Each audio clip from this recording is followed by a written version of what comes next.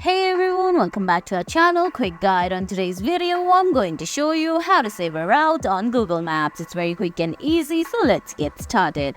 First, open the Google Maps app on your phone. If you don't have the app yet, you can get it from Google Play Store or the Apple App Store. Once you do that, launch the app, then sign in using your Google account. Now on the screen, you can see options like search bar, your user icon, explore, go, saved, contribute, and updates. Right above updates, you're gonna see direction option where you can search your route. Well, choose the starting point and choose a destination there of the route you want. Then Google Maps is going to suggest you the suggest route. Select the route you want to take, then go ahead and tap on the three-dot menu on the top right corner. Then few options like options, add stop, refresh, set departure, arrive time, set a reminder to leave, share direction about these results, and cancel option will appear. Go ahead and tap on share direction.